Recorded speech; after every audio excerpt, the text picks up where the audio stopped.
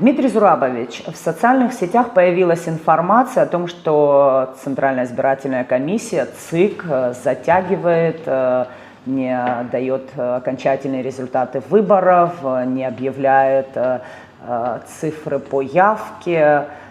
Скажите, пожалуйста, вообще Центральная избирательная комиссия Абхазии имеет ли какое-то отношение к выборам в органы местного самоуправления?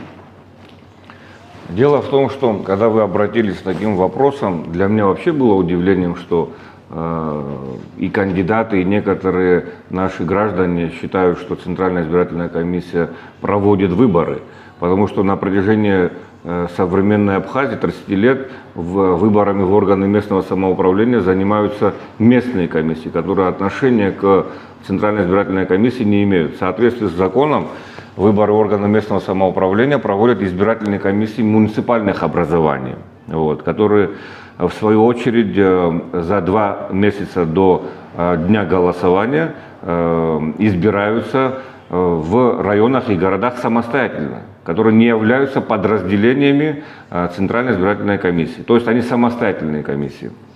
Тем более, что неоднократно об этом сами комиссии об этом заявляли.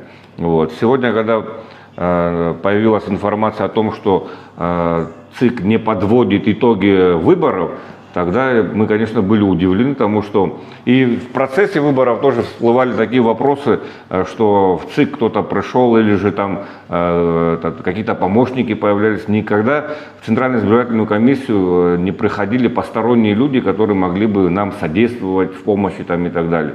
Мы проводим выборы в парламент, Народное собрание, Центральная комиссия проводит выбор президента Республики Абхазия и референдум, всенародное голосование. Что касается местных органов самоуправления, мы можем им в подготовке помочь или в каких-то консультативных вопросах.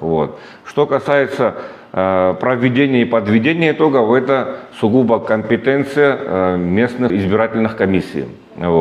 Поэтому хотелось бы обратиться к гражданам, которые считают, что данные выборы проводил ЦИК. Это не является действительностью, потому что законом нам это делать запрещено. А так хотелось бы обратиться к тем избирательным комиссиям, которые добросовестно выполняли свои обязанности, за то, что провели выборы честно и чисто. Хотелось бы их поблагодарить и поздравить тех депутатов, которые были избраны в городские и районные собрания. Мы очень надеемся на то, что данные избранные депутаты будут работать на укрепление независимости и суверенитета Республики Абхазия.